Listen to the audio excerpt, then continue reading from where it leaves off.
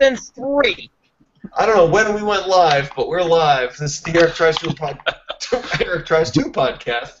Hard episode 115 or 16 or 17. This is like getting broadcasted. Well, they all do, but I don't. No, we're just hanging out. Just hanging out. I thought it was like a hangout session. No, we're just relaxing. Tell us all your fears and secrets. Come on.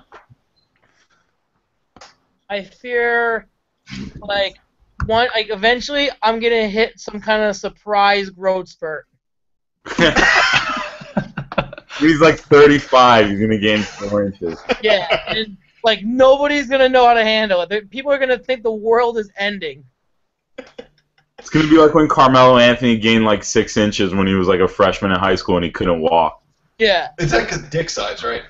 Yeah, dick size. Yeah. Walking, I imagine. Oh man, by the way, this is amazing. You guys are really funny, and I haven't had Matt on the podcast in forever. I'm so excited to have all you guys on. Thank you for joining me. Spur of the moment. This is for real. Spur of the moment. 11 in the evening time. Thank you guys for coming on. Happy to be here, Eric. Thanks for yes-anding right away. Although Matt did that pretty quick. So.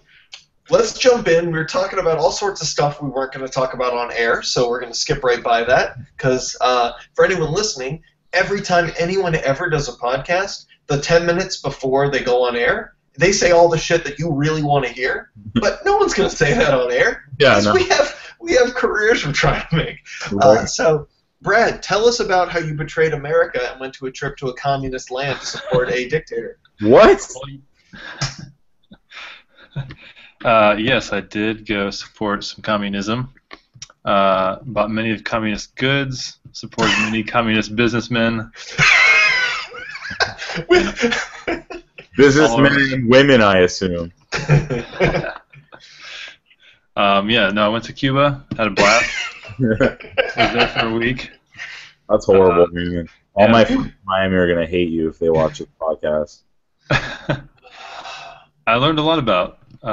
Granted, it was probably a very one-sided side of the story, but learned a lot about the Cuban-American relations. Right. A lot of sweet cars, I would imagine. Yeah, I would say the classic cars are like maybe 20-25% of the cars on the road. Yeah, that's pretty fucking sweet, though. By the way, Yeah. I bet they make a And killing. they're all like different levels of disrepair. Disrepair. Like, What you're The telling newest me car is you saw, what year? what's that? The newest car you saw, what year? a Ford I don't know, Taurus. probably a year or two ago. Oh, really? I can't even imagine that. Like a Kia Sorento in Cuba. Well, they're all like new, cheap Chinese cars. Oh, okay. Corsica. Yeah. So like some of these old cars, it's funny because like some of them are completely rusted out. Some of them have like neon lights installed in them and sound systems and everything. What are they playing, Buddy Holly? No, we did have one guy.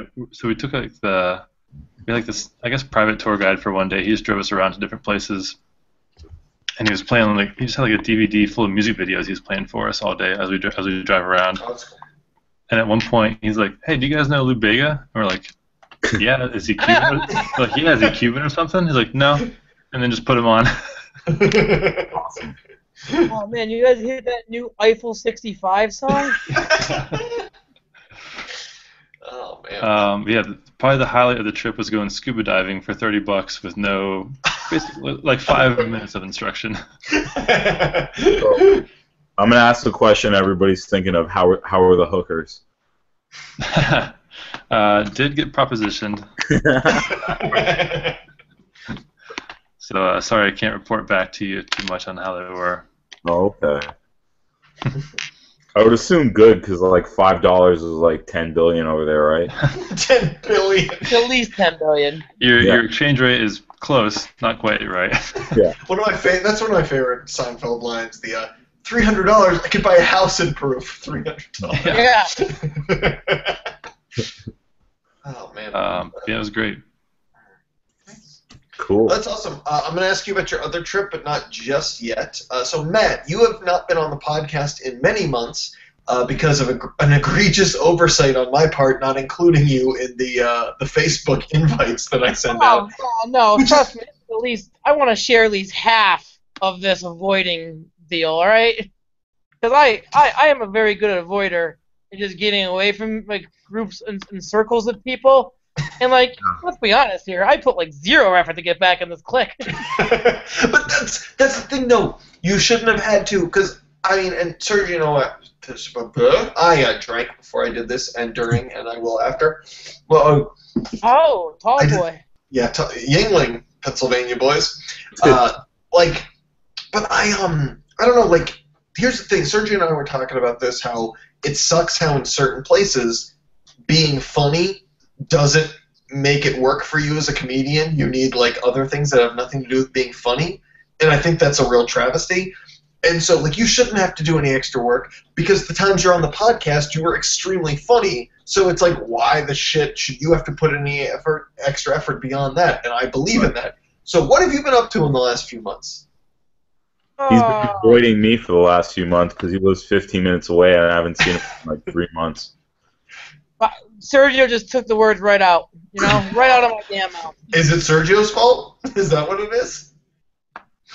I mean, if I want to play that made-up card that I'll make up right now and just, I'll put it all on Sergio, but that would just be a flat-out lie. What have you been doing? No, working, coaching, grinding, clawing, battling, fighting, you know, just living that grind life. I mean, that's serious here. It's not, I know it is.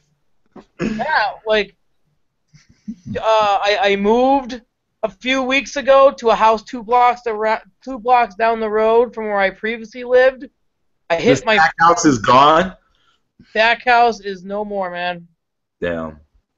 I'm in a new house that is almost the same but better. Oh, nice. Yeah, it's living with 2 more buddies of mine. I'm sorry. I'm very sorry. Did you say the phrase "the house is almost as good but better"?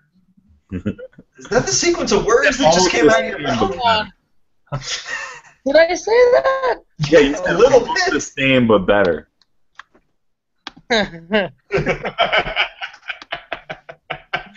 Anyway, I don't give a shit about that.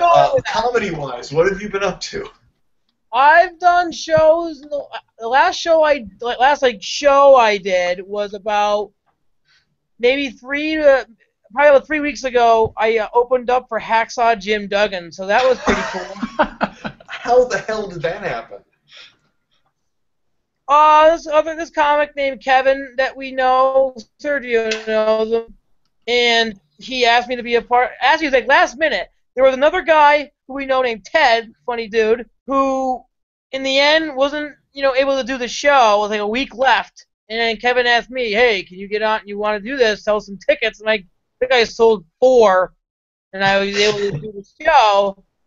And it was I did very well, funny. Hacksaw was the man, just to bullshit with. He was cool. It was a good time. Awesome, that sounds great. Are you doing mics in the meantime? Yeah. Okay, cool. All right. Nice. No, I know your was on the time delay because I can tell your internet connection is shittier than everybody else's. But that worked out to answer my question. You have internet from my sister, so I don't know how yours is worse than mine, but I think Matt's still running off the Wi-Fi from his old house 2 blocks away. Wait, is it absolutely confirmed that my internet is the worst? Like, you could definitely tell?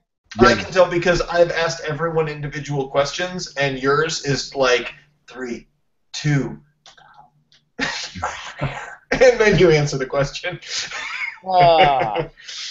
Yeah, it's okay. Hey, it's okay. The fact that you've had 2 snappy, quick jokes is fantastic. It means you're way out of the game. Sergio, what have you been up to? Any big things lately? Oh man, just not working. That's nice. And doing shows. Trying to write, just really being lazy. I'm trying to get out of this lazy funk that I'm in. Because I have nothing going on all day, so I could be writing so much and creating so much. And instead, I'll waste 10 or 11 hours on bullshit. And like doing hair? Yeah, like 2 hours of actual work. I know you wish you had my hair, Brad. It's okay. Your hair, you have been. I mean, I've seen you on this podcast countless times. You always complain about how bad you look, and yet every hair is always in its perfect space. I don't even do it. I haven't combed my hair. I haven't left my house in 4 days. This is bedhead for me. That's because you gotta keep doing your hair. Oh shit, is that Ben? My God. Can you hear me? Yeah, we can hear you. Are you good? Are you hiding from your family? Yeah, my wife's asleep, so just. Oh. Mine is too, but like you gotta crush all those Excedrin PMs into No, their. everyone just don't talk for this one. Just don't talk, and we'll be good. Use. Okay. Let me tell you one thing though about the podcast. Okay, use headphones. Yeah. You bastard.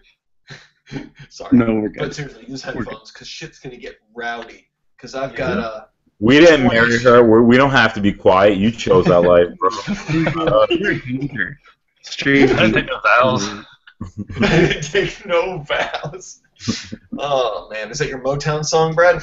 You didn't say take no Take bath? no vows.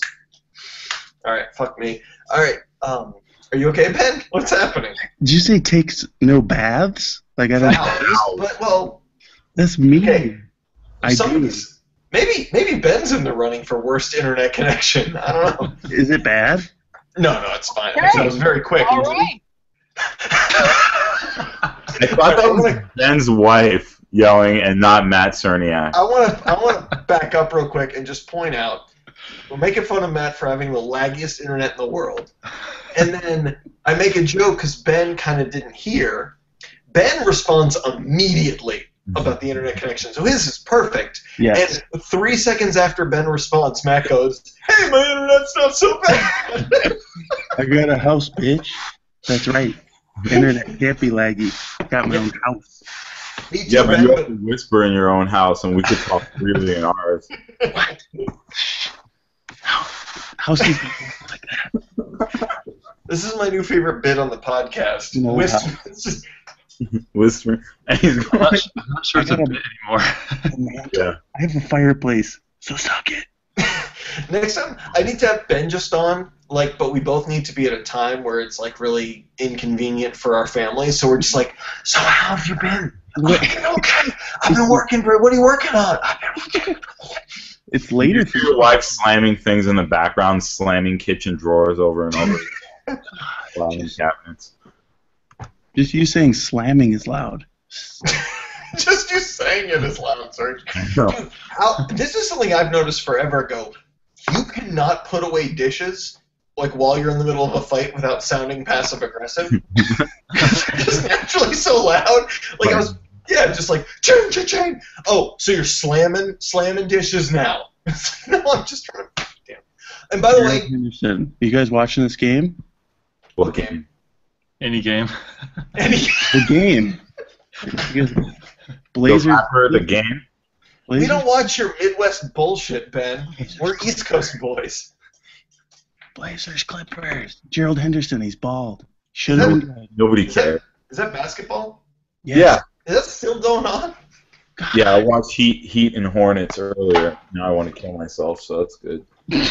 Who So won? when are the Bears playing? Well, the refs won, really, if you want to know. When are the Curry Bears playing? Kemba. The Kerr Curry. Holy shit, Kerr Curry. I've never noticed that before. Yeah, and both their first names are some form of Steve. Huh, holy shit. Steven Kerr Curry. That's amazing. Well, there's a club, and it's only Steves are in it. It's like the 50, 45, 90 club. And it's Steve Kerr, Steve Novak, and Steve Nash. And now Stephen Curry just got into it. And I was telling my friend, I go, oh, it sucks his name's not Steve. And I go, wait, his name is kind of Steve. And he's the only non-white one, so I'm he's like Stefan Urkel, and the other ones are He is. He's the black Steve. Steve Nash, What he are was you in talking NWO, about? right? I don't know. Matt, I swear to God, I was bringing it back to I said Steve Nash, he was the guy from NWO, right? Kevin Nash. There, I brought that shit right back Yeah, to you, I know. Matt. I told you. What's that, Ben? You gotta know Nash. He's a beautiful man. Crazy eyes, but he's a good guy. Did he go? Yeah. Bridges? He plays soccer too. He's actually an assistant coach on the Warriors. They got a lot of Steves over there. Who is? Steve Nash is an assistant coach on the Warriors. No, he's not. No, he's not. Luke Walton. Yeah, he helps them out with player development. Go on the Warriors website right now. He's on their personnel. Okay, I'll screenshot it to you. It's Luke Walton, you idiot. Luke Walton's their assistant coach, but so is Steve Nash. No, he turned down a thing. He turned down a So job. basically, what you're telling me is that they'll call up Steve with a couple of phone calls here and there. All right, cool. I'm looking it up right now. I'm waiting for Ben's wife to come down and be like, Sergio, you're a fucking idiot. Made up. Say that. She gets angry. Don't joke about that. It's not totally. Ben, I forget. Do you have a kid or not? No, no kids. Colleen, my wife, is 6 months pregnant. Mad 6 pregnant dog. I All thought right, I you were get about to it. say she's barren. I thought you were about to say that. Jesus. She's actually just a cardboard cutout, so no, she cannot have children. You'd think that. You think? How do I put this in the chat? No, I'm gonna put it in the Facebook Messenger. No, I'm looking it up right now. Here's the All deal, right. Sergio. Even if this is true, which is probably going to end up being true, I don't care. It's made up. By the way, From the This- Golden State Warriors website. about 10 minutes ago. He's not an assistant Hold on, coach. no, shut the fuck up. Yeah. 10 he's minutes ago. definitely told. This is The why guy the picture was this. told. This is why the picture of It this. says Steve Nash, assistant coach, on their fucking website, along with Jaron Collins, Ron Adams, and Luke Walton. Yeah, that's too many assistant coaches. Oh my Assistant God. coaches. I have no control. This is why the picture of the podcast is me taming lions, and all of you are the fucking lions. I can't control. This is It's in the Facebook chat. Go look at it. He's I a player I can't help development myself. consultant. Sergio, I'm doing my own Player independent development investigation right now. Why'd you send me a thing that says low battery, 10% remaining? All right, what is it? I don't give a shit about this. All right, listen. 10 minutes ago, I asked a question that was supposed to lead me back to talking about myself, and it never happened. So Yeah, I want to get this yes. thing back on track. All right. So before we go to Ben, and I'll contribute to this, but this is the first group cast I've done, other than another one that we don't really count, since I started doing stand up. That it's been the last 2 months has been like an unbelievably eye-opening experience. What is it, Matt? Give it to me. Come on. I'll give you it's still about Steve Nash here because this is crazy what Sergio's doing here. He's the assistant. He's an assistant coach. He helps them out their player development. He's a player development coach. He doesn't sit on the bench with them, but go look on their website under staff directory. And I He's read. the head coach. Luke Walton, assistant coach. Ron Adams, assistant coach. Jaron Collins, assistant coach. I figured it out. You guys, stop. I figured it out. All assistant coaches. Stop. I figured it out. Sergio is so dead set on this because of all those high school girls that he considers himself a developmental coach in. He wants to help them with their development of human sexuality. And I get it now. I get it. You want to... Yeah. Yeah, Sergio, what I'm reading Why here don't is you ask your wife who the assistant coach is on the Golden State Warriors? Go wake her up. Ask her. Ask her to look. Wouldn't Sergio, know. let's not deflect here. Let's open our ears and learn something.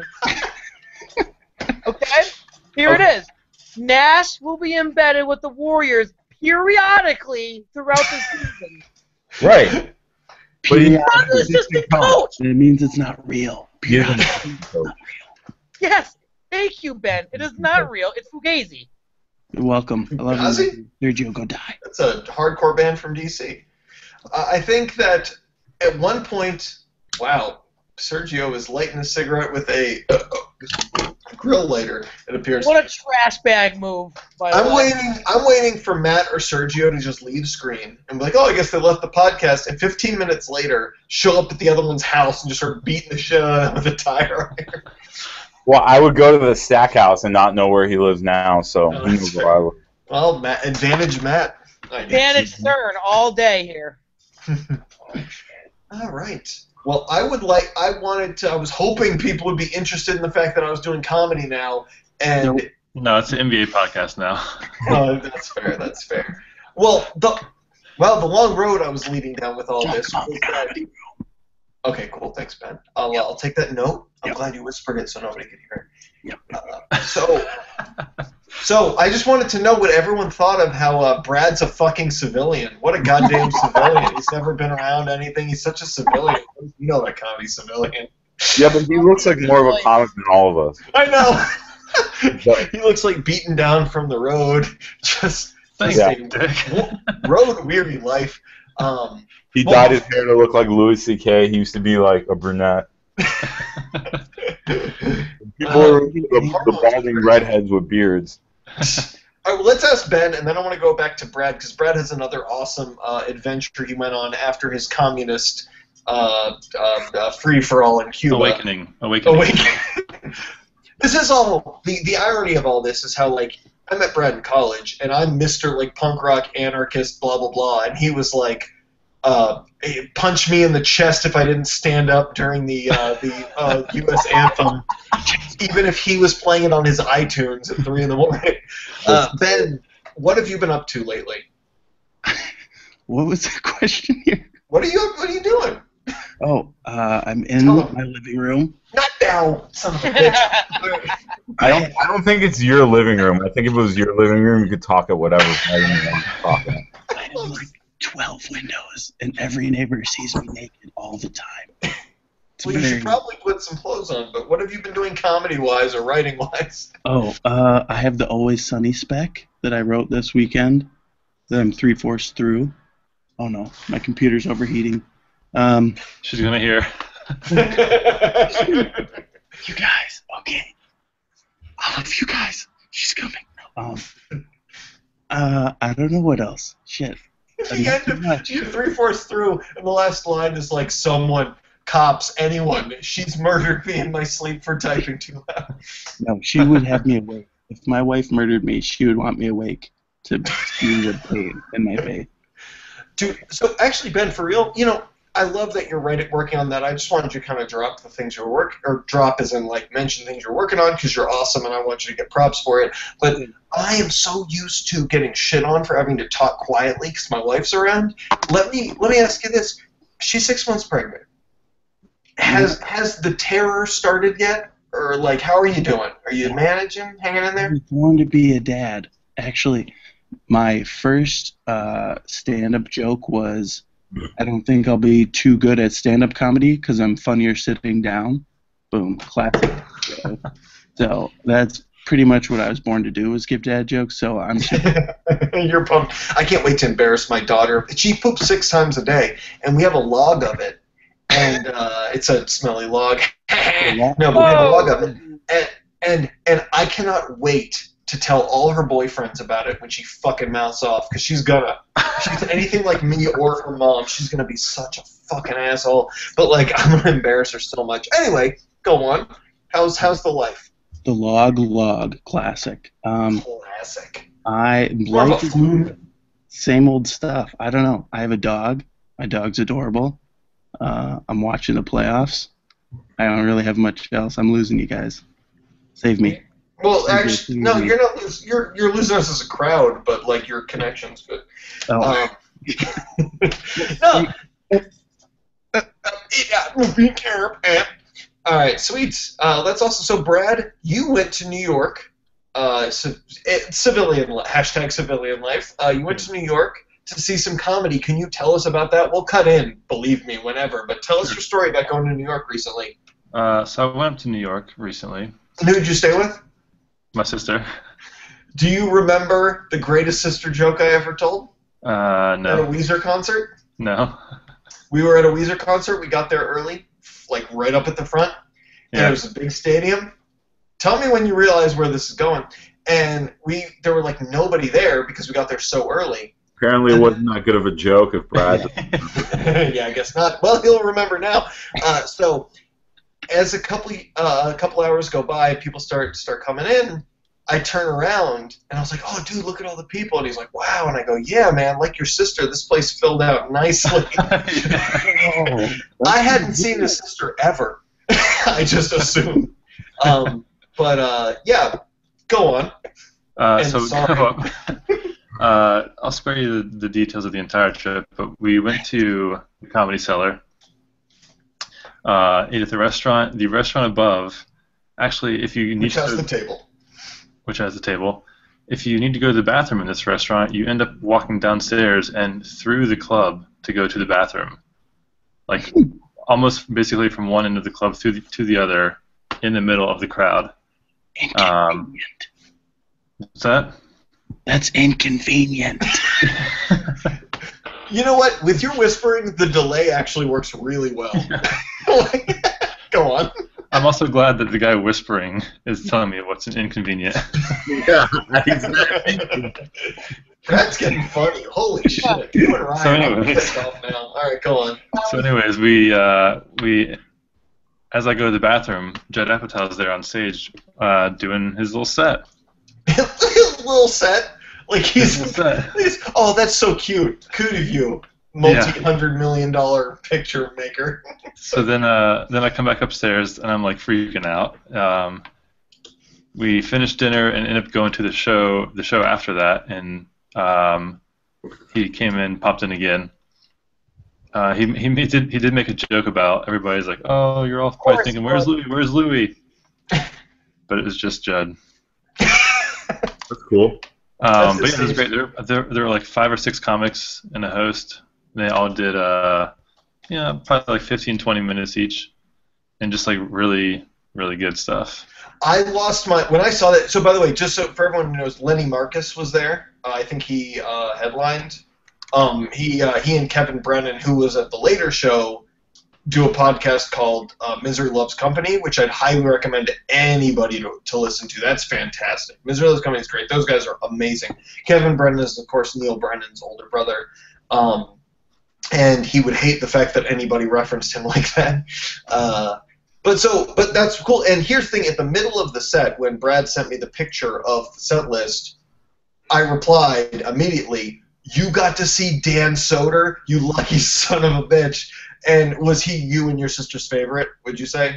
Yes. Yeah, Dan Soder fucking crushes. That guy is the combination, and anybody can chime in, correct me if they think I'm wrong, but that guy has the combination of he's just a funny person mixed with a great joke writer, and he has that kind of universal appeal. Like, that guy should be goddamn enormous. I fucking love Dan Soder. I think he's amazing. Big Soder boner over here. All right. So then what'd you do in New York City? So then the part 2 of the comedy weekend was going to SNL.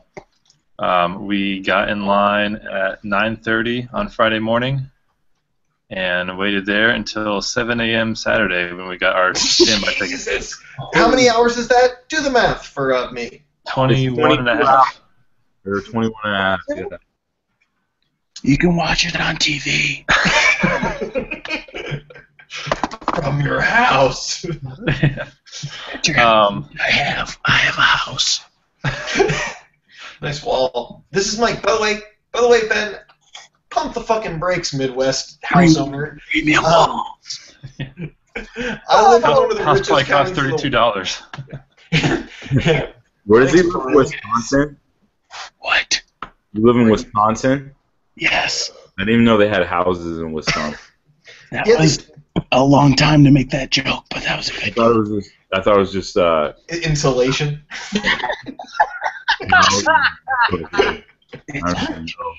All my jokes should be one word long, I've learned in this past 10 weeks of doing comedy. The shorter the talk that I talk, the better. Yeah, this is this room I got right here, this really giant bedroom with a walk-in closet and a full bath. This is my guest room. This is my 4th best bedroom in the house. Suck a dick. And I live in one of the richest counties ever, which is why we're trying to sell the house, because this is way too expensive. Your guest room is the size of my studio apartment. Dude. Honestly, is by a lot. But here's the difference, Sergio. You can jerk off in your studio apartment. I can jerk off in my kitchen if I want to. Quality of life is all the same room, makes no difference. If my island was like a foot taller, I could do that. Like, tell me how your day was. Awesome. No, I can't hold her right now. I have to. Oh god. I have to, glaze the granite. All right. Anyway, that's gross. Sorry about that. Did I sense the tone of the room? I could be making jizz jokes all day long. I just thought better of, yeah, I shouldn't have, because that's way funnier anyway. So I wanted to say, Sergio, first off, thank you for a few weeks ago, after I'd done maybe six open mics, I sent Sergio I think my third time on stage. I sent him a clip of it. And I sent him a giant Word document of all of my, like, here are my better stand-up bits that I've worked out. Can you give me any advice? And he helped me punch up a bunch of bits. But Serge, you gave me probably the single greatest piece of advice I've had in comedy, period. You and the guy who runs the Hard Times, Matt Sancom, each of you have given me like pieces of advice that are like that changed the whole way I look at all this. And yours was amazing. You pointed out, you're like, okay, take this sentence that I had. You're like, you have a long sentence and you pause a few times in it. Yeah. Each pause indicates a joke. And you were like, just break it into 3 short sentences. That way the end of the sentence can hit every time, get a bigger chance of a laugh, and people can follow what you're saying. I rearranged all my jokes to do that. And it went from, I had bits where it's a 30-second bit and nobody laughs, maybe one small laugh somewhere. All of a sudden there's 5 laughs. Right. And all I did was put periods where I used to have pauses. It's unbelievable. So thank you for that. That's funny, man. I mean, even my buddy was here. He was in from Florida when you sent me the recording, so I listened to it while he was here, and he's like, who's that? And I'm like, oh, it's my friend. He just started doing stand-up. And he's like, he just started? And I go, yeah. He goes, he sounds like he's like 4 years in. I'm like, yeah, he's good. But you're still confident. You're better than people I know who've been doing it for fucking 10 years. So.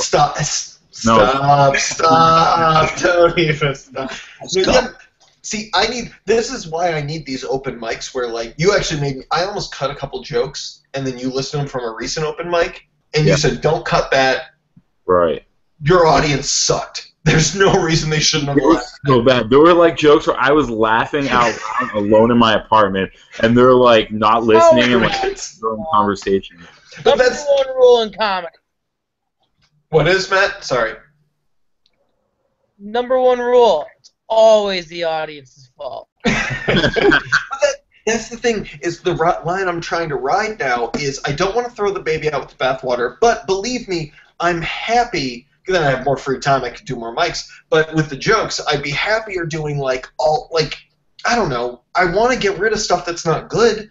I'm not I don't think oh, everything I come up with is funny. In fact, I come from a place where it's like 1 out of every 100 things you think of is funny. What's up? All right. What would you do with my free time, Eric? Well, I wouldn't do a lot goddamn more thing doing. because that's the thing. I had your free time plenty, and I was trying to do comedy, not stand-up. But like when I was doing all this pitch writing for Crack.com, I'd spend 24 hours a day of free time, 7 days a week. Well, now with the context and the life experience I have, where I go, oh, I know what that kind of time is worth. Yeah. I would have 6 months where I would. Well, let's be honest. The first 2 weeks, I'd be like drunk off my balls, and just not doing and jerking off every 2 seconds. But like after I got all that out of my system, I'd probably spend 6 months. I'd be doing 2 podcasts a day, 3 podcasts a day. Well, after I've saved up enough money where I don't have to work, which I would probably spend 6 months doing that. Can you see I've thought about this? Yeah. 6 months doing that. This is the plan for if you kill your family. This is the plan right here. No, sir, that's so fucked up. If my family dies in a tragic accident, that's the plan. But like, I read a story recently about somebody who he was at work, his wife and kid were at home, and a plane crashed into his house and killed his family. And this was maybe a few months after my daughter was born, and I was like, dude, he could do open mics like every night. But that's so fucked up. I feel awful. By the way, like completely grieving. Like he probably can't even work anymore. He's just like a mess, like a mass of emotions, and you're like, oh shit. I hope that guy somehow stumbles upon this podcast. Yeah, right. And his name was Michael Che. I don't know, I'm trying to think of somebody who made it in comedy very quickly. So anyway, no, that's the thing is like, I went through so much. Like I was so overtired, I was able to eat or, like I said, jerk off. It's a big part of life. And I wasn't able to do anything because my life went from, oh, look at all this free time to my life is get up, work, work, work. Maybe if I have some time, try to do something with this comedy shit and then go to bed for a couple of hours and then hope that the next day goes better. But now that I've actually been able to get sleep as my child is closing in on like toddlership, which is a lot less, time consuming as a parent, I'm just like, oh, I'm a normal person again. I have thoughts that are coherent and my emotions are more stable. And so now all these fucked up jokes I've been making about like kids and dying, like all this stuff, I'm like, it turns out it's not so bad. Those first 6 months are just more on stage, just about your family and like all that shit is hilarious. Whenever you talk about like stuff with like your wife or whatever, and like you need to play like the white guy in a suburban neighborhood who's like fed up with his family, like the man in like a commercial. See, I did. Oh, holy shit, that's a good plan. See, that's the thing though. The man in the commercial is dumb though. Yeah. And I'm so ditzy, but like actually that's like the plague. Like, because if you look at people like Bill Burr, who everyone goes, oh, he's an idiot, and then he says some smart shit, and you think it's 10 times smarter than it even is because you came in with that. That's something I should play into. But like, no, I agree. But I was doing all this like kid and wife stuff before, but I only have 4 to 5 minutes on stage, so everyone just thought I was a piece of shit, and no one was laughing. So now I'm excited. The next time I go up for fun, I've got a bunch of new stuff that like it paints me as kind of a dopey guy because that's the truth, but it's also like in that vein. And if it works out, like I've looked at it from I've been on stage a bunch the last couple months, and I have a solid up to it's not A material. I know it doesn't make people like belly laugh and go absolutely apeshit like a real comic would, but I've got about 15 minutes of stuff that people consistently laugh at, even if they're a group of like comics who don't give a shit. And so I have a whole chunk on like having a kid, and I think and a wife, and I think I finally, it's gonna evolve. Oh, because I'm so fucking new.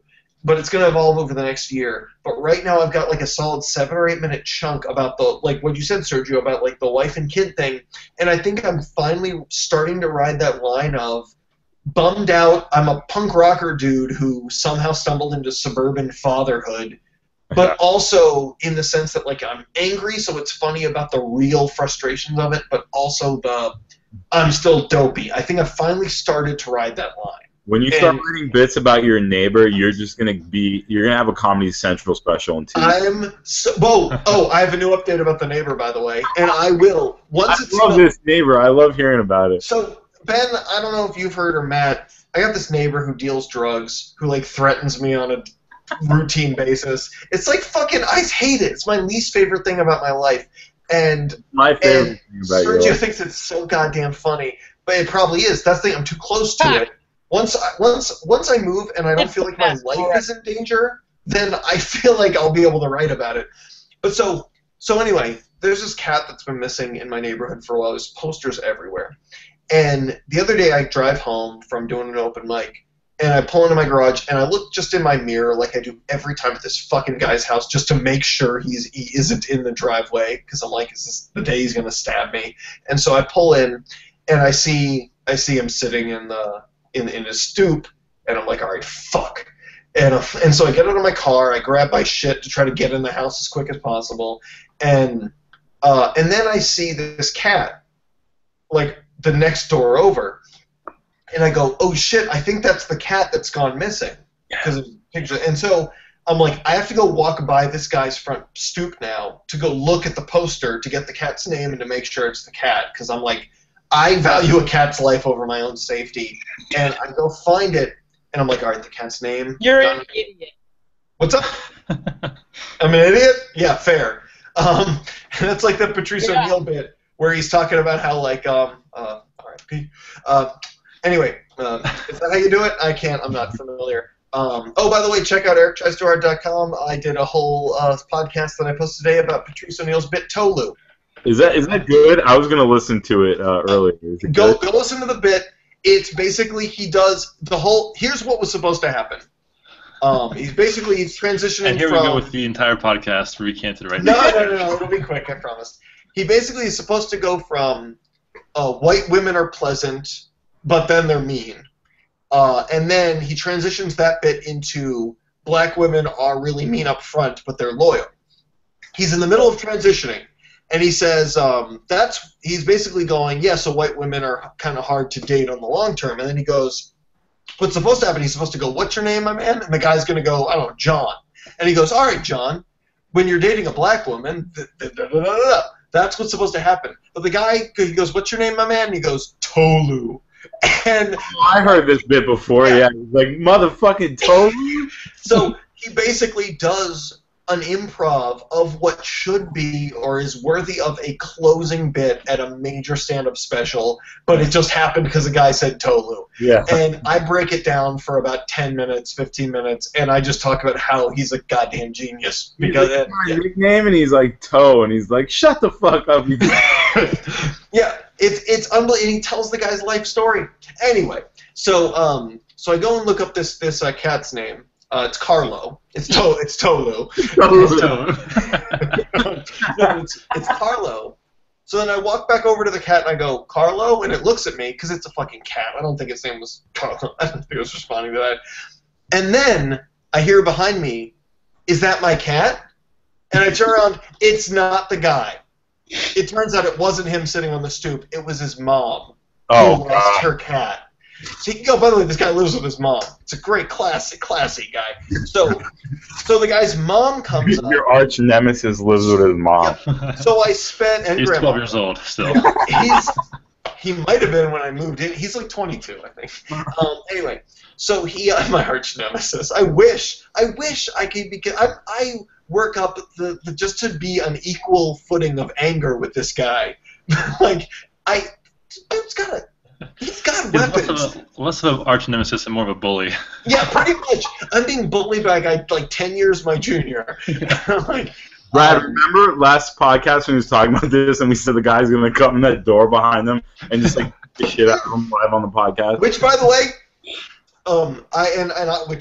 which point I said like that'd be the greatest podcast ever. I'd get famous and you all could go on fucking like Letterman and just be like, he's not on the air, but Fallon, I guess, and be like, yeah, I was there when he died, and then Fallon would be like, oh, that's crazy, karaoke, and then you guys.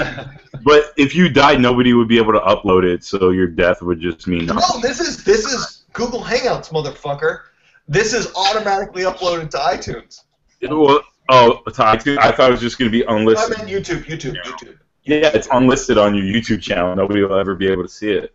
I'm pretty sure you assholes would finally share it, unlike every other podcast. I'll just log off, and that'd be the end of it. So basically, I spent 10 minutes. It turns I out, would give Brad all your material that you sent to me, and then that would be the end of it, bro.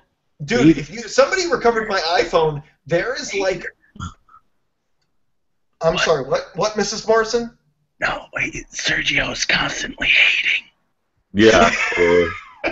That's fair.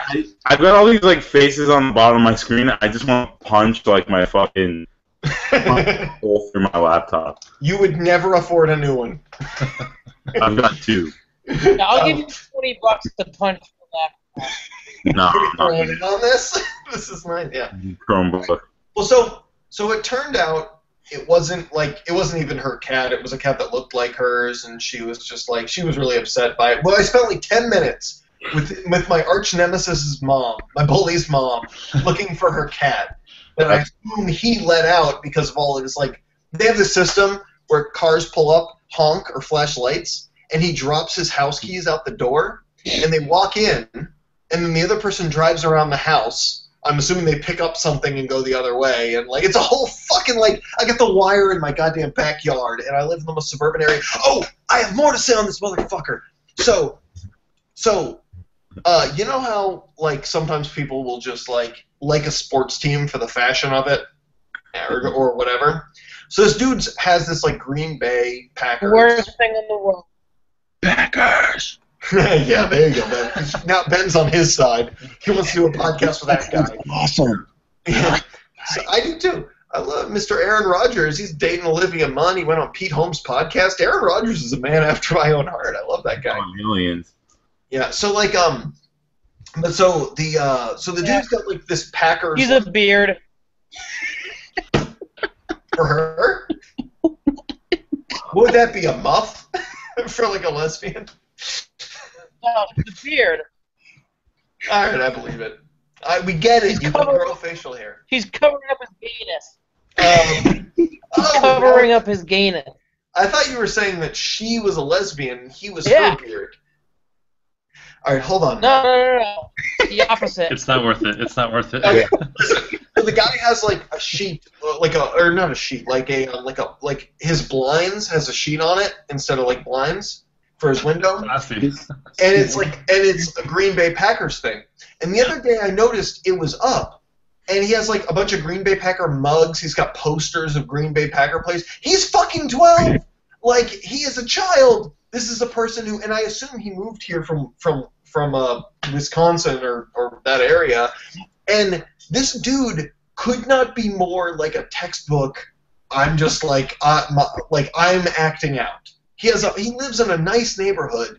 His mom clearly has a good job. Like I don't know. Whenever you talk about this kid, I feel like you're 45 seconds away from saying something racist every time. No, because you know what? If he didn't live here, I'd be complaining about the white frat guy. He doesn't belong in our neighborhood. I don't know what he's doing here in this upper class neighborhood. Let's go back to the ghettos of Wisconsin or whatever they call it over there. That's exactly what we call it. Yes, you're correct. In here, it's the ghetto. Yep. Man. See, do you hear how I laughed extra hard at that joke so people would know it wasn't true? All right. But because before him, and this might just be why it's like me, I'm the problem. Before he moved in, it was the white frat guys who have the house across the way from me who I had a problem with because they always yell shit at me. Because they told me they were going to take my dog. And I was like, I'm about to stab. Why is that funny to anybody? This is They yelled that for me drunk off a stoop. Because you're just constantly bullied by every whole neighborhood. society. Why is it? Because here's the thing, I gotta get going. I'm sorry to interrupt. I have to get going. All right, bye, Ben. See you later. Hey, you could have left and no one would have noticed. All you guys repping Green Bay and are rebelling against your parents, hang in there. You show that white guy across the street who's boss. See ya, man. I don't know what it is about him, but he's very annoying. I don't know. I think it's his face. I just don't like it. You know why? Because he's a comedy writer. He's not a comedian. He's not a No, stand-up. last time he was on the podcast, man, we did a group cast with him, and two of my friends watched it live, and they were like, "Oh man, that podcast is pretty good, but that kid with the glasses is fucking annoying." I don't know. About that Really? face. He's like, for me, he's very middle of the road. When I read his writing, the dude is. I've read his pilot script. His writing is like, holy shit, he's on another level. That's good. Well, he was an assistant writer or whatever for like a James Marsden show, that late night show. He was in LA for a while doing that. That's how I met him. But that was what's funny was I was like, oh, every time I've had him on, it's like, oh, he's a great middle of the road guy. Good couple jokes, good couple bits, whatever. Like, he's not blowing the roof off the doors like goddamn Matt over here. But, like, he's definitely, but I was like, there's no way anyone could dislike him. How is that possible? I don't like him, and apparently two of my friends don't like him either. Anyway, all right, let's move on. So, Was that some sort of dig, by the way? What? Was that a real dig? A Eric. dig? Yeah! I don't... Matt, you're so late, bro. You're like 5 seconds late. What? You know, Matt's just dumb. No, he's having it. I think he said, was that a dig? Oh, no. Yeah, No, exactly what my I said. comment to you? No, my comment is, like, you... And this is, I feel like, should be... I feel... No, Matt, Eric actually likes you. He, like, Yeah. He was saying when he added you to the... Well, I can't talk about it. The project or whatever, Yes, he was saying that he wanted you because he thinks you're funny and stuff I like think that. you're So unbelievably Eric says nice stuff funny. about you. Yeah. I do my job.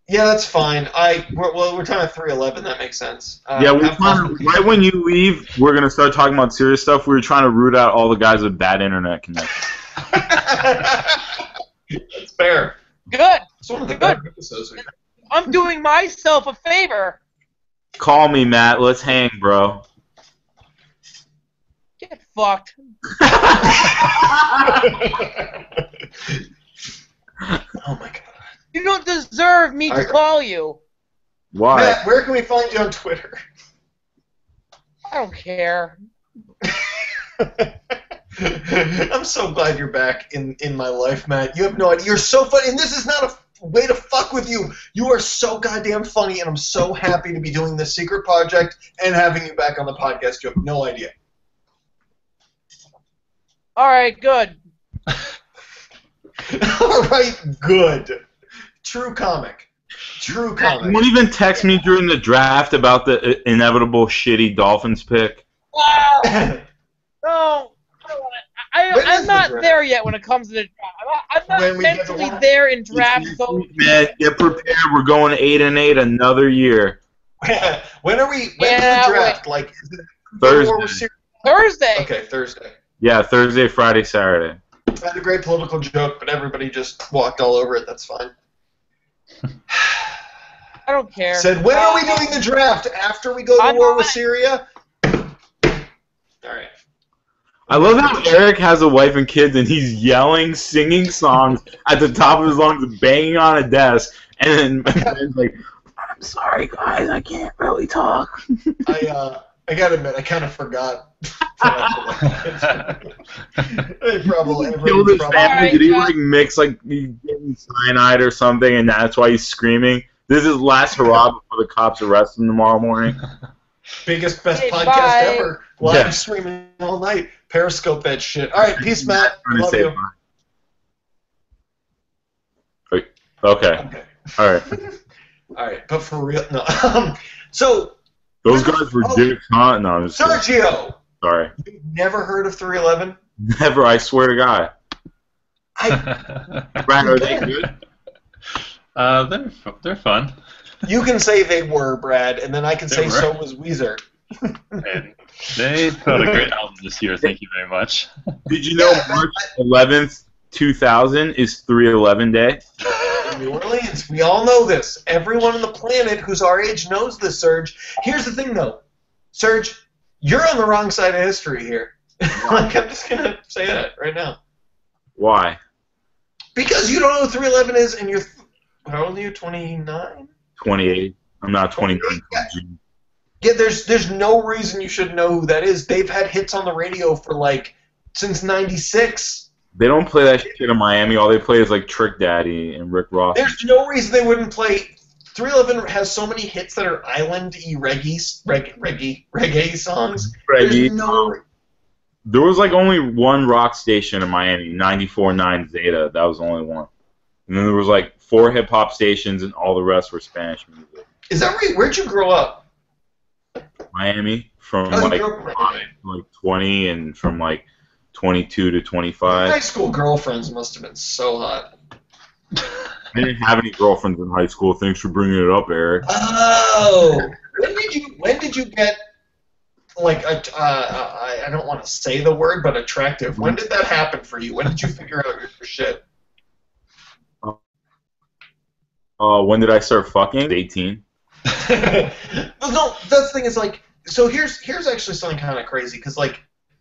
Doing comedy now, I've noticed the funnier guys with social skills. Let's take away the guys who aren't funny and the guys who don't have social skills. Yeah. What you end up having is 2 different groups of guys. You have the groups of guys who are like, they were not naturally funny, but they loved comedy. Usually that's the nerds, the antisocial guys. I fall into that. But like I kind of figured shit out as I went. You want me to break it down easier? Pete Holmes uses this all the time. Guys who call people faggot in high school and guys who call faggot in high school. Yeah, I wouldn't say those phrases, but you're absolutely right. And then to which Bill Burr responded, I did both. Yeah.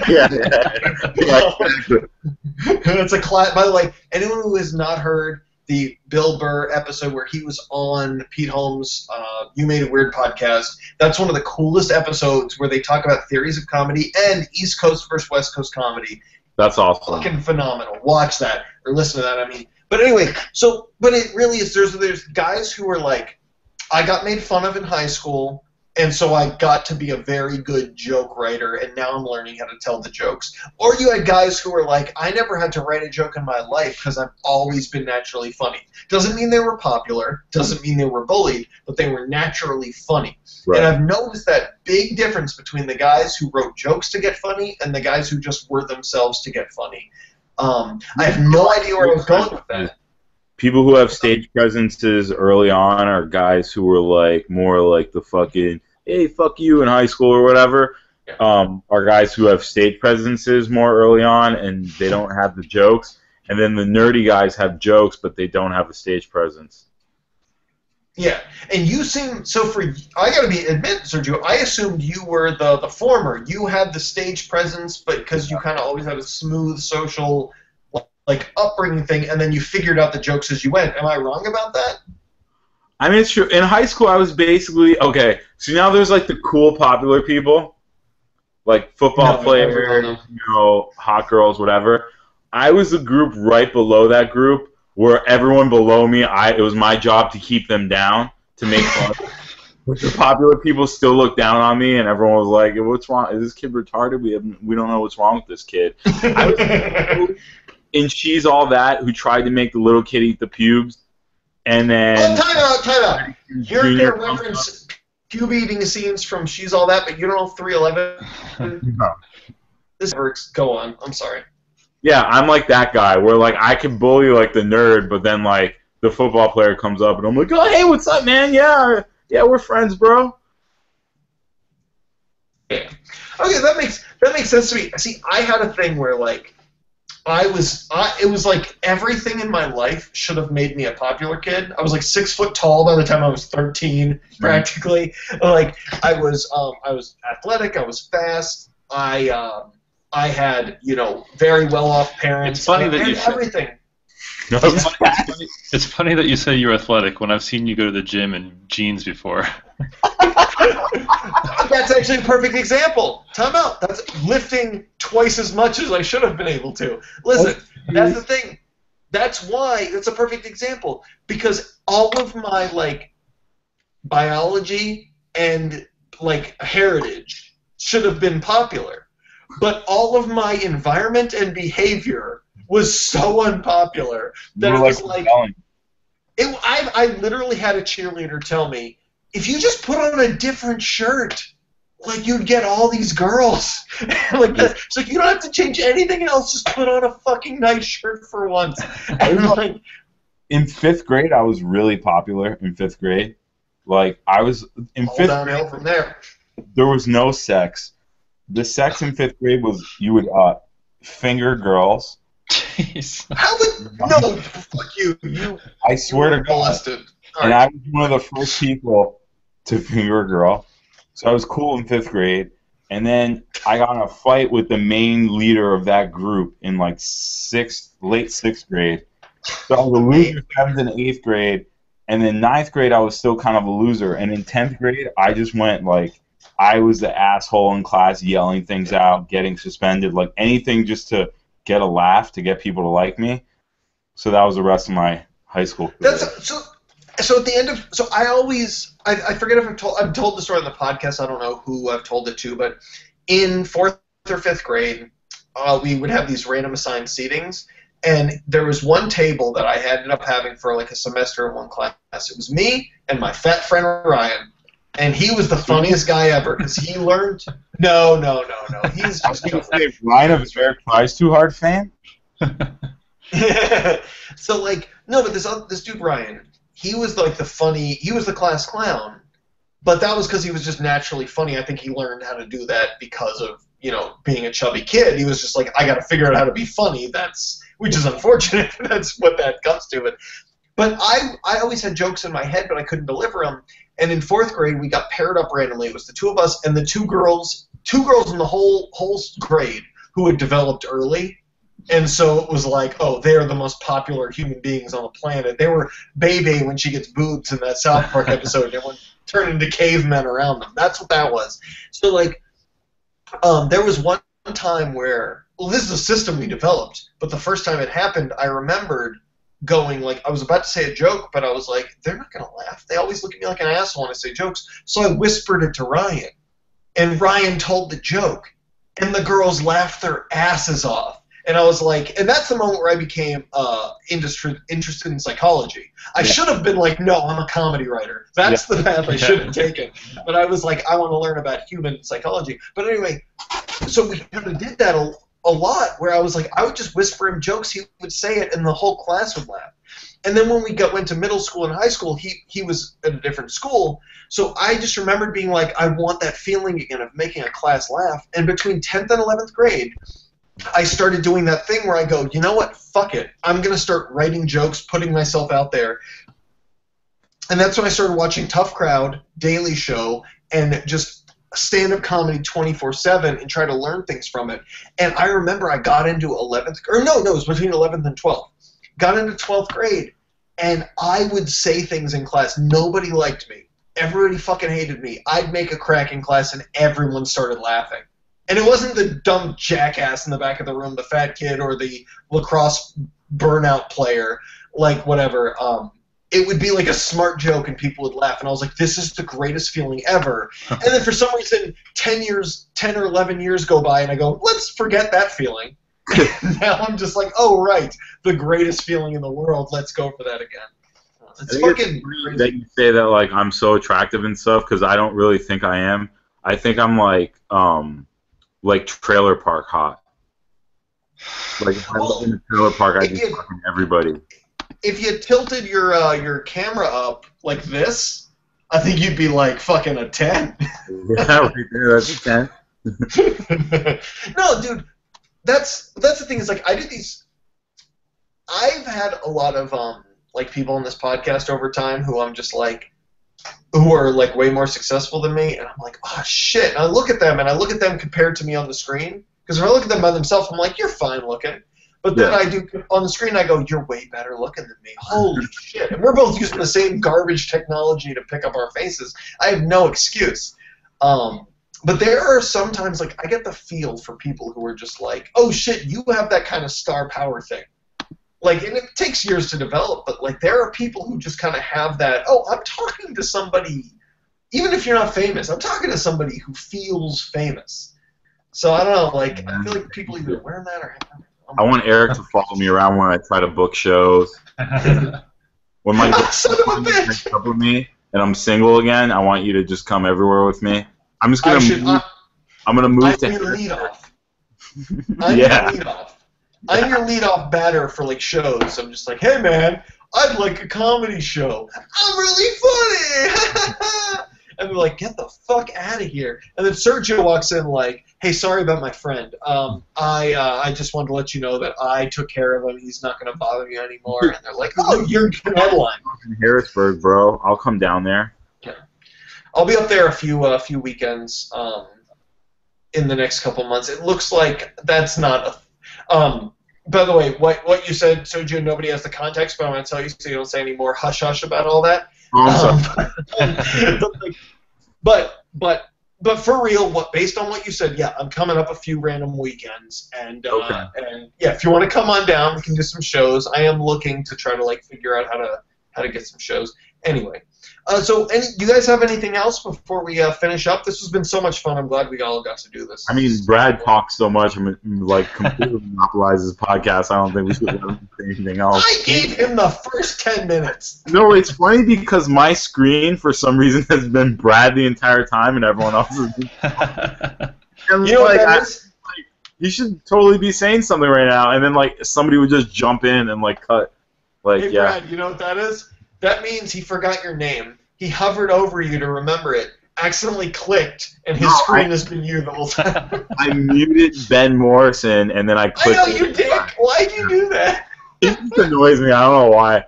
Oh my god! I need to host an intervention. That's the next podcast where you guys like talk it out, and I'd love to see like all that, and then then Ben just goes like, well, Sergio's a goddamn dirty fucking ape piece of shit cunt.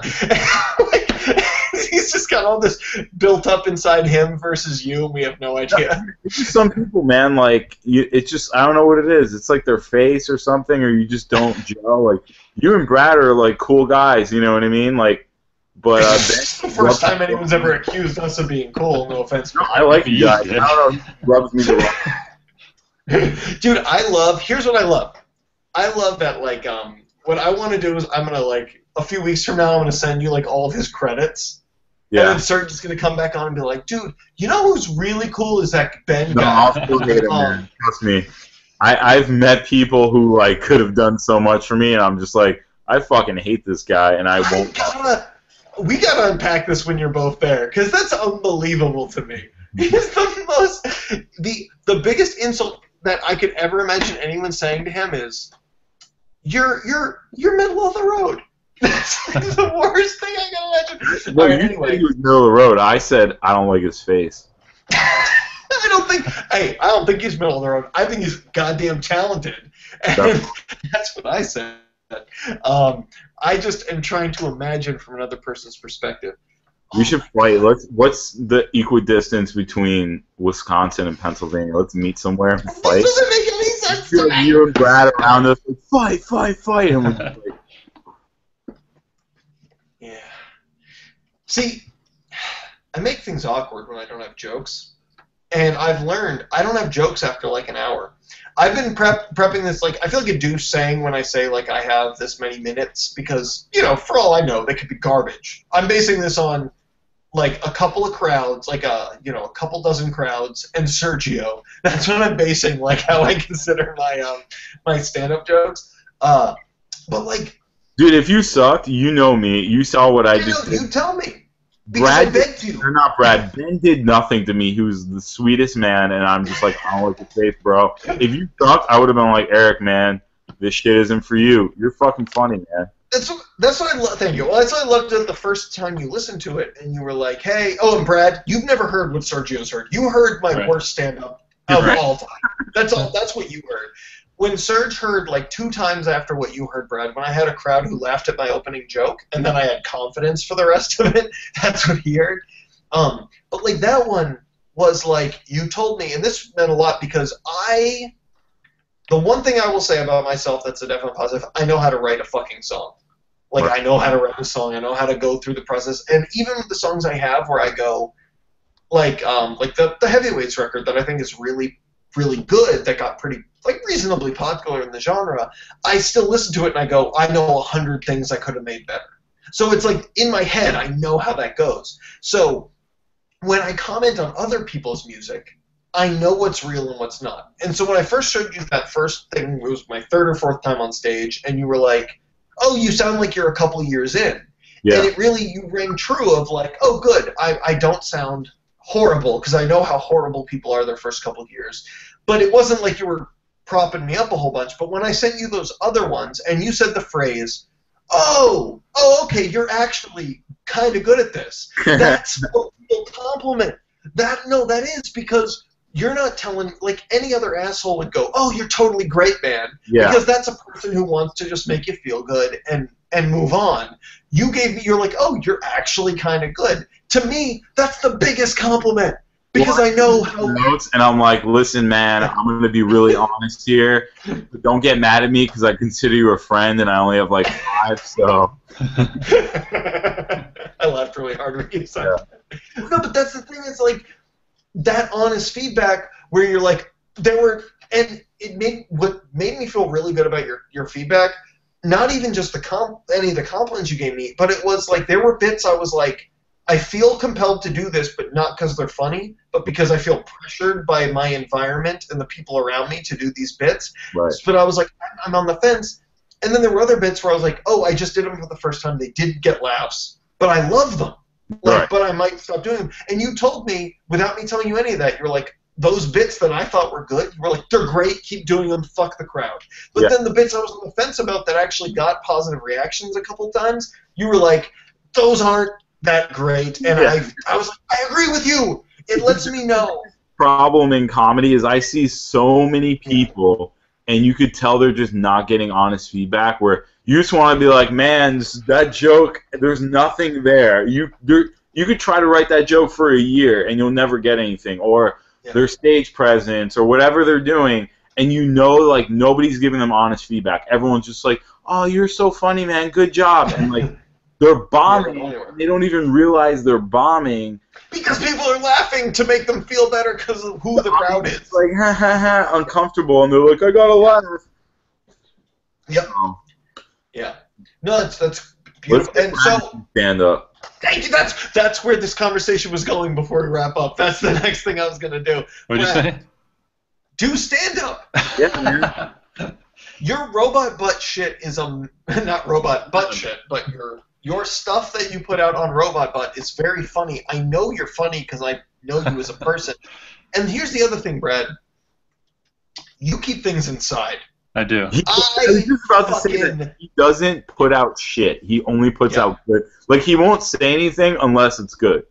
Yeah, but here's the thing in real friendship life, Sergi, you don't know about Brad, is that, see, I ooze every thought or feeling that I have out to the point where on a 3-hour car ride for my bachelor party, so I felt entitled, there was like I kept asking Brad questions, but then cutting him off before he could answer, and at one point he goes, it's something like, you haven't stopped fucking talking. And like, or something like that. And Brad, you're one of the few people who go, you realize you've interrupted me 3 times now.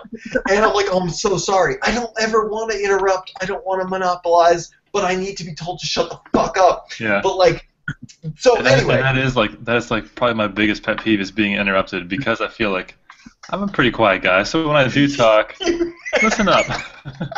Are you gonna, like, after being on the podcast with me and Eric, you're gonna go punch holes in all your walls? Like, Brad, well, let's see. I think Brad. I don't know. I think Brad's got a cachet of great shit inside. And here's the thing, Brad. Here's something that I've realized with I didn't even tell you about this. Maybe I did, Brad. One of my hard times pitches was one of the most, if not the most popular pitch. It hasn't come out. It won't come out for probably a few weeks. In the history of the site. That's awesome. It was the simplest, most basic. I didn't even think of a concept. I said a phrase that everyone says all the time. That was it. So the point I'm trying to make is not here, but I will later. Yeah. All right. But so here's the thing. I'm hoping it gets put out. There was debate because it was so simple. It was like, can this actually work? But people resonated, so I think they're giving it the benefit of the doubt. Fingers crossed. Who knows? Anyway, so like now I feel like I jinxed myself. God damn it. Anyway, so listening right now, they're like, he's too confident. We can't put it out. Look. No, it's literally every time I've mentioned an article that I've gotten accepted, twice I've been like, oh, I got an article accepted, it's coming out, it got canned. Then every time I get an article accepted and I shut my fucking mouth, it gets on. So I should just shut my mouth. Anyway, do we have a time reversal button on Hangouts? Do they have that? Okay, so that wasn't funny. I suck. All right, so Brad. Yeah. Point is, the things that I find that turn out to be the funniest are the things that I don't even find funny. They're just so mundane in life. Or like with my neighbor, the thing that I hate, it turns out it's the funniest goddamn thing about me. Because like I hate it or it's mundane. Hating things, it's easy to go, oh, what makes me miserable? What do I hate? Oh, why don't I just say that without making a joke? People will probably laugh. That's easy. A lot of times they say when you're starting comedy and you're trying to write shit, to write down 10 things that you hate and write about that.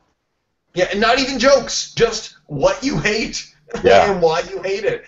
And that's it. But here's the other thing, the mundane stuff. And I think that's where like some of the funniest stuff lies, because that's where all of Seinfeld's stuff came from. Mm-hmm. It's the whole, oh, how come no one's ever said that out loud? I thought that. I saw a guy last night open for Craig Robinson, and he said, I have 4 kids. Sometimes I sneak into the bathroom and pretend to take a shit so I can check my Twitter. I laughed for like 3 minutes. He said something that I do all the goddamn time. Don't tell my wife. But I do that all the time. And it's so true and so funny. But that's like one of those things where I would have never thought to make that joke. But for the last year, I could have made that joke. Like, that's and I feel like for you, Brad, based on the things I know about you with your life and your sense of humor, I feel like there's hundreds in your brain, hundreds of mundane things that you consider mundane that a crowd would laugh at that no one's mentioned before. That's where I think, like, if you can, it's like that Fall Out Boy line. My mind is a safe, and if I crack it, we can all get rich. Yeah. Like, I love that line. Dude, I just like that perspective though. Of that, like, write down the things you hate and the mundane things, not like what you think is funny, but just the mundane things. Yeah, I'll ponder I think you have. Yes, because I'm going to come down to DC and do some stand-up in the next couple of weeks, and if you can go up too, we can do these open mics. I would love to see you up there. Yeah, that'd be awesome. Listen, Brett, I don't want to scare you because you're a civilian and I'm a veteran at this point. I've done 3 minutes at 1 in.the.morning multiple times, Brad. I don't know if you can step to this. All right, it is that the latest you've ever gone on? The first time I went on was 1:15 in the morning. I did 4 minutes. Those sets suck, man. The latest I ever went on was 3:30 in the morning. I wanted Good God. Yeah. Well, I had to come home to a kid and a wife and wake up at 6 a.m. for work the next morning. What did you do the next day? Probably slept. Yeah. I don't want to hear that shit. If I get home at like 10 p.m., that's like a normal person getting home at 3 in the morning. I finally took the smart road in life. I got with a girl who already has a kid and lives an hour away, so she never has time to see me, so I have all the time to myself. And then when we see each other, I can do no wrong because she's so happy to see me, she's just jumping all over me. There's so many on, it's not on Mr. P. Fuck you. All right, it's yeah, that's probably true. Do you, Sergio? I'm sure you know Elephant in the Room and Mr. P from Pat O'Neill, Patrice O'Neill. Yeah. Have you heard his what's it called? It's I forget what it's called, but it's all of his like B-side material. I don't know if it's a single show or just. It's like a name, right? Yeah, but it's a picture of the record is him riding an elephant. Yeah, I've heard that. Unreleased. Yeah, unreleased. It opens with Confrontational Chicken Lady, which is the greatest title I've ever heard. Okay, well, he does a bunch of bits on that where he talks about his girlfriend who lives with him, who he pays for everything for, Vaughn, who's doing the documentary right now on him. That anytime he loses an argument, he brings up the fact that he's helping raise her child. It was not his. Yeah. And he's like, you let another man come inside of you. That's what that is over there. Yeah, like, so every time I think of your relationship, I think of, like, what a great trump card. I can't beat that. Like, well, I try to play that. She's an awesome girl. I would never do that to her, and she doesn't give me a reason to. Yeah. But, oh, yeah, it's a great trump card. Yeah, it's amazing. Yeah. Which, by the way, I can't even say that phrase now because Donald Trump is running for president. Two things I want to do. I want Donald Trump to go back to being a celebrity so it can be enjoyable and not scary. And I want Obama to go back to being a celebrity so people can can relax and just enjoy him. Obama's is the most charismatic person he might go down in history as the most charismatic person. Him and fucking McCartney might go down in history as the most, like, charismatic people ever. Yeah.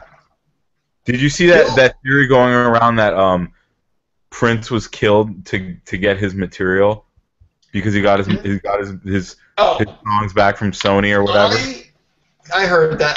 Because Paul McCartney got back all his shit from Michael Jackson after he died. And then Michael Jackson died. Yeah. Well, here's the thing with the Prince thing. I heard the theory that and this was before he died. Some like underground news source mentioned that because for a long time there was a theory that Prince contracted HIV. Right. And a couple of years ago, Prince joined. It was Jehovah's Witnesses. He joined some like super religious organization that didn't believe in that kind of medicine. Right. And then he died of flu-like symptoms in a very similar way to how they reported a lot of early HIV deaths. Right. And so the theory that, and a few months before he died, or a month before he died, there was a report from one of those, like, not TMZ, but like one of those like underground news sources, like, we won't tell our sources, trust us if you want, and said there's a prominent, extremely famous musician from decades who contracted HIV in the 90s, and a couple of years ago he joined a religion and stopped going on his medicine believing he was cured, and now he's really deteriorating and he might die soon. Like, that's the conspiracy I heard that I was focused on. Yeah. Oh, and by the way, to conclude this, really uplifting ending of this podcast, I saw Craig Robinson last night at DC Improv, which is a cool show. If you ever see Craig Robinson, it's not amazing because it's not stand-up. Shit. It was for like an hour, yeah. No, it was really cool. He did the Dunder Mifflin song as a tribute to the fans, which was nice. But he does lots. He basically plays a bunch of covers, like one verse and one chorus covers of like really famous songs, but his piano playing's beautiful, his singing voice is beautiful, and the whole time it's crowd work. He's dealing with people like kind of heckling, he's dealing with he's asking the audience, like trying to meet people and like talking about he does lots of great crowd work. Right. And he does a lot of jokes with like asking the crowd to sing, and then makes jokes based on that, and he like, some stock stuff that you're just like, oh, you planned that, but that just shows your audience. That's amazing. Right. Great show. It's like, you know how podcasting with comedians is basically talk radio, but a million times better? Yeah. Like, his show is a Vegas lounge act, but a million times better. That's awesome. Like, maybe in 20 years, that's what Vegas lounge act should be. And it's really cool. And I got to, by the way, Brad, I sat at the same seat when we saw Kevin Hart at the nice. That right up against the stage seat. Nice. Yeah, Serge, that's our hipster comedy credit. We saw Kevin Hart as the only two white people there the year or two before he got crazy famous. Like, it was unreal. Anyway, so he did that, and he did like 8 minutes of Prince songs. Oh, They did The Lights Purple, and he just did Prince songs, and it was beautiful. He did a medley of Prince songs. It was so fucking cool. Awesome. So I guess that's how we can leave it. Give us your Twitters and where we can send you PayPal money, because Sergio needs to keep his lights on, and Brad works in IT or video editing or I can't get PayPal. You tried to send me something on PayPal for like 6 months, and I'm like, Fantasy. I forgot I'm sending with royalty. Send me a check. The two are first and second place finishers in our fantasy football league from this past year. I totally forgot that I had to send both you assholes money, even though my team was objectively the best goddamn team, and I don't know how Brad fucking beat me. Traded me all your players for DeAndre Hopkins. That's what fucking happened. When he offered me the trade, I was like, is he drunk? Like, can I... Well, first off, probably. But, no, that weekend, by the way, in all my leagues, I picked up DeAndre. What the fuck am I talking about? All right, Twitters. Just so you know, I've got the 311 Vivo up on YouTube to listen at. They're amazing. I'm going to listen to it after the show. Listen to Transistor. That record is fucking unreal. All right. My Twitter Serge has the urge. Yeah, Serge has the urge. Yep. Brad, what's your Twitter? Just go to bradhartland.com, and that will link you right there. All right, sweet. I love you guys. I'm so glad we did this. Yeah, a lot of fun. I'm excited for our super secret project that we'll unveil in about 3 months. And assuming I can keep off the sauce, well, moderately, we will have this up and running. And we'll. But yeah, anyway, for podcasting purposes, we will see you all very soon. Yeah, peace out.